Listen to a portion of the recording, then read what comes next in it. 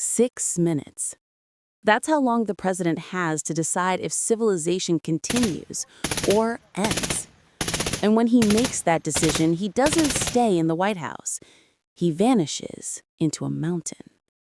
2,000 feet of solid granite, 50,000-pound steel doors, buildings floating on springs. This isn't a movie set. It's real. It's operational. And what it was built for is happening again. Rewind. 1958. The Cold War. Soviet bombers circle the Arctic. Nuclear missiles multiply by the thousands. And America's entire military command sits above ground, vulnerable, exposed, one bomb away from total collapse. General Curtis LeMay, head of Strategic Air Command, watches war simulations. Every scenario ends the same way. A Soviet first strike decapitates American leadership in minutes. No command, no control, no retaliation. Just silence. The Joint Chiefs make a radical proposal. Build a fortress inside a mountain, not under it, inside it. The idea sounds insane, but the alternative, annihilation, sounds worse. May 18, 1961, Cheyenne Mountain, Colorado. The first explosive charge detonates. Not a weapon, a tool, blasting through granite that's been solid for millions of years. Army Corps of Engineers supervises civilian crews. They're not digging a tunnel. They're carving a city. The mountain they chose rises 9,565 feet, made of dense Precambrian granite, nearly impenetrable, close to existing military bases, but far from obvious targets. Perfect. The plan: bore almost a mile through the mountain, then hollow out chambers, build an entire command center that can survive the end of the world. But what happened next? Nearly destroyed everything. August 28, 1962. Workers blast and drill, millions of tons of granite hauled away. The project is ahead of schedule. Then engineers discover a geological fault in the ceiling, a crack in the rock at one of the main intersections. If pressure builds, the entire mountain could collapse, bury everything, kill everyone. The project halts immediately. Emergency meetings, new calculations, redesigns. The solution? A massive concrete dome. Cost? $2.7 million just for reinforcement. The delay pushes completion back 2 years. Critics call it a boondoggle, a waste. Impossible. October 1962. The Cuban Missile Crisis. While engineers scramble to fix the fault, the world nearly ends. Soviet missiles in Cuba, American warships blockading the island. 13 days where one wrong move triggers Armageddon. President Kennedy visits NORAD headquarters in June 1963, months after the crisis ends. He needs to know, when the next crisis comes, will we be ready? The answer is still no, but they're working on it. Revelation number 1. The fortress rises. May 1st, 1964. Excavation complete. 3 years of drilling, 693,000 tons of granite removed, enough to fill a football stadium 10 stories high. Now the real engineering begins. They don't build buildings on foundations. They build them on springs. Here's why.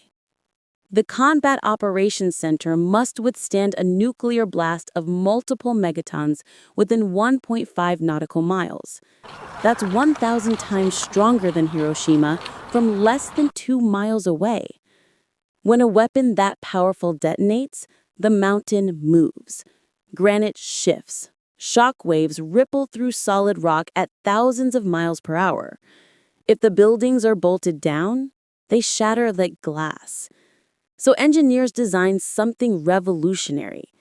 15 buildings mounted on 1,319 massive springs. Each spring weighs 1,000 pounds. Together, they create a cushion that absorbs the shockwave. The mountain can move. The buildings won't. The tunnel itself is J-shaped, designed to channel the blast energy out the opposite end, past two blast doors that together weigh 50 tons. 3 feet of solid steel. When they close, nothing gets through. Not shockwaves, not radiation, not chemical weapons. Nothing. February 6, 1967, fully operational. Total cost $142 million in 1960s dollars, over $1.3 billion today. What did that buy? A self-contained city. Power plant, heating and cooling, underground reservoir holding 4.5 million gallons of water, a hospital, a chapel, a gym, a commissary, even a barber shop and a tavern called the Granite Inn. Because standards matter, even during nuclear war. Revelation number 2, the nerve center. Inside, the atmosphere is filtered continuously. Chemical, biological, radiological, and nuclear filters remove anything harmful. If personnel enter during an attack, they receive a chemical scrub down before proceeding deeper. You don't bring the apocalypse inside. The Operations Center tracks everything. Every satellite, every missile launch, every aircraft crossing into North American airspace. 12 million lines of code written in 27 different programming languages help military personnel distinguish between missiles and geese. In the Cold War, this bunker is where American commanders would coordinate nuclear retaliation. Not if, when. The Golden Age. For 3 decades, Cheyenne Mountain represents the pinnacle of American defense.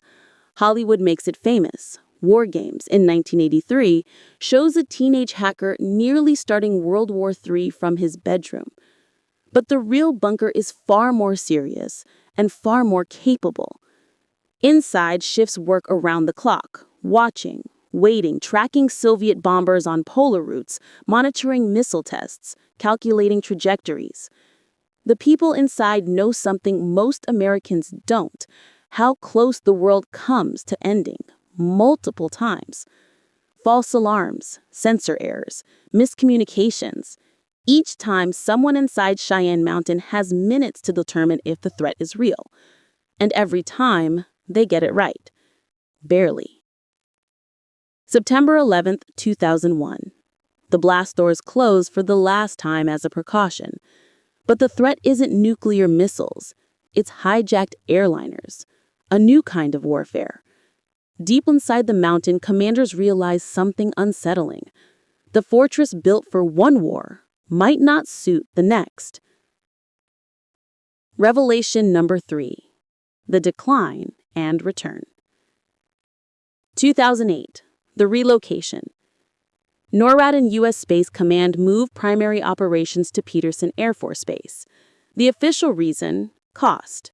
Cheyenne Mountain is expensive. Constant maintenance, climate control, security, personnel, and modern facilities at Peterson can do the same job cheaper. The bunker goes into warm standby. Critics call it obsolete, a Cold War relic, a monument to fears that no longer exist. But what happened next proved them wrong. 2015, Admiral William Gortney's announcement: a $700 million contract with Raytheon to move systems back into the mountain. Why? Electromagnetic pulse protection. Modern warfare isn't just nuclear, it's cyber, it's electronic, sophisticated attacks that can cripple entire networks without firing a shot. The granite shield that stops nuclear blasts also stops electronic warfare. Because of the very nature of the way Cheyenne Mountain's built, it's EMP hardened, Gortney explains. The fortress isn't obsolete, it's essential. October 2025. Inside the mountain. A journalist gains rare access. News Nation crews are escorted almost a mile through the tunnel, past multiple security checkpoints. What they find surprises them. You might think you're walking into the 1950s, NORAD Colonel Corey Kwasny says. The design hasn't changed, but it's been modernized. All the communications, all the networking, everything needed to do our job.